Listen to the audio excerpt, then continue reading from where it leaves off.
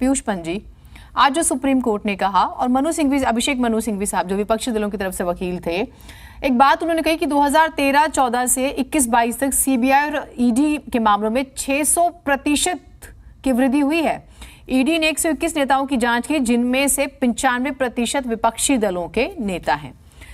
आप देखिए, इन नेताओं 14 दलों की तरफ से लेटर भी लिखा गया था पिछले दिनों प्रधानमंत्री को एजेंसियों के दुरुपयोग को लेकर और गिरफ्तारी को लेकर। अब ये कोर्ट भी पहुंचे। अभी दिल्ली में रैली हुई थी पिछले दिनों, के कविता जो है उसका नेतृत्व भी कर रही थी और दक्षिण के नेताओं के नेतृत्व में।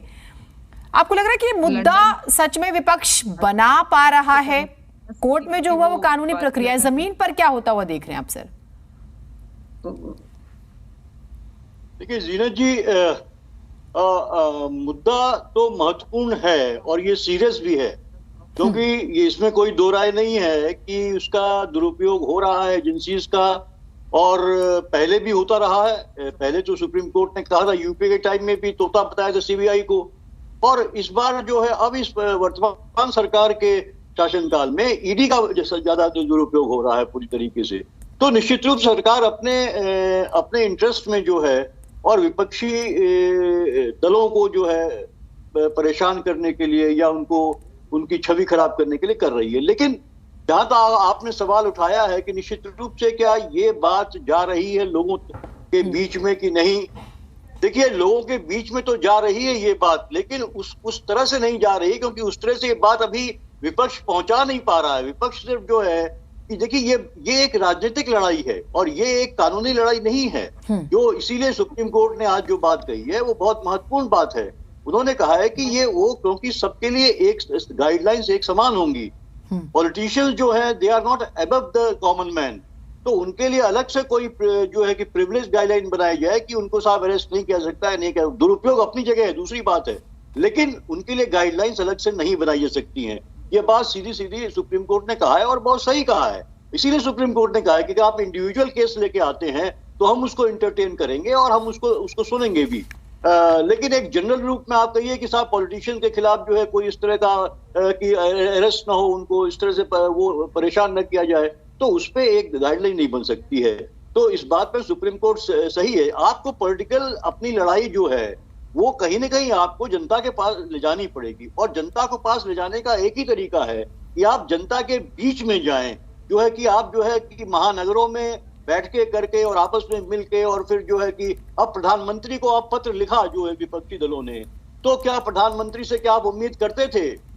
जिसके नेतृत्व में जो है ये तमाम ये सारी एजेंसीज हैं, जो सरकार का मुखिया है, वही जब ये सब हो रहा है तो फिर वो कैसे वो क्या आपकी सुनवाई करेगा? ये एक हास्यास्पद बात है। तो निश्चित रूप से सुप्रीम कोर्ट जाना भी एक जो है कि लीगल लड़ाई यहाँ नहीं बनती थी, आज ये पॉलिटिकल लड़ाई है जिसे आपको जो है जमीन पर लड़ना होगा, लोगों के पास जाना पड़ेगा। भारतीय जनता पार्टी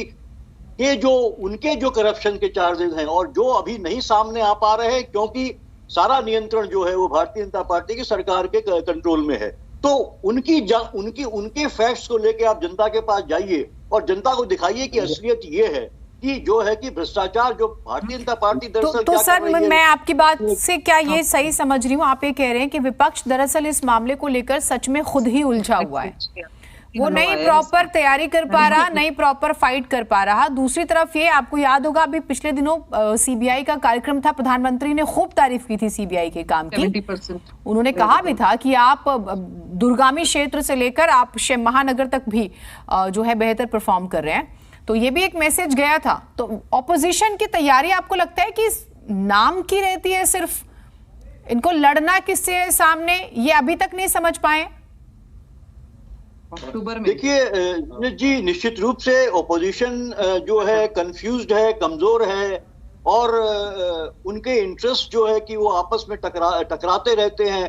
क्योंकि यहाँ पे लगातार ईडी का जो जांच हो रही है, सीबीआई की जांच हो रही है, खासकर ईडी की जांच जो हर पार्टी के किसी न किसी जो है कि नेता या नेता के किसी न किसी बेटा बेटी के खिलाफ चल रहा है। तो ये एक साथ आके मिल गए हैं कि इनको लगता है कि जो है कि हम कोई भी जो है कि इससे बचे नहीं, हम सबके खिलाफ इस तरह का दुष्प्रचार किया जा रहा है। निश्चित रूप से ये एक स्ट्रेटजी है भारतीय जनता पार्टी की कि विपक्ष को जो है पूरी तरीके से एक भ्रष्टाचारी दिखाओ, करप्ट दिखाओ, और भारतीय जनता पार्टी को जो है ईमानदार दिखाओ। ये ये कोशिश हो रही है निश्चित रूप से, उसके लिए ये हो रहा है। लेकिन विपक्षी दलों को फिर ये एकजुट होकर इसकी लड़ाई को जनता तक ले जाना होगा और उन मामलों को लेके आना होगा जिनमें वाकई भारतीय जनता पार्टी की सरकार के दौरान करप्शन हुआ है, गड़बड़ियां हुई हैं। जिस तरह से जो आप देखिए पीएम केयर फंड का मामला है, उसको और शिद्दत के साथ उठाना चाहिए कि वो आरटीआई के अंडर क्यों नहीं है, सीधे सीधे प्राइम मिनिस्टर का मामला है उसमें। और दूसरे मामले जहां करप्शन हो रहा है, जहां पे अब देखिए ये तो मामला सही है जिस तरह से विपक्ष उठा रहा है, आपका क्या नाम,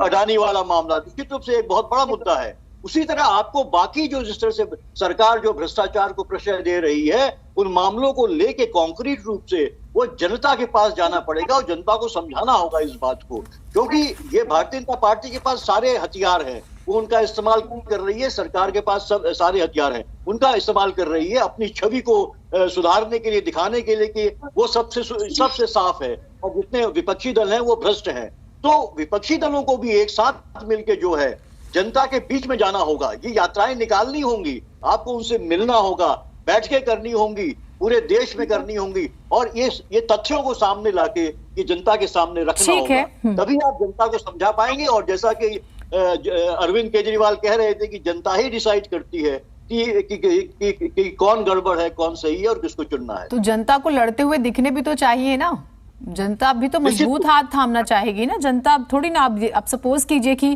कांग्रेस है, टीएमसी है, आम आदमी पार्टी है, राष्ट्रीय एनसीपी की बात करूं, शिवसेना जो उद्धव ठाकरे वाली है, या डीएमके हो गई, या अलग अलग एसपी हो गई, आरजेडी, जेडीयू, ये स्टेट में इनकी पॉलिटिक्स अलग है, लेकिन जब ये सेंटर में आते हैं तो फिर थोड़ा अलग है।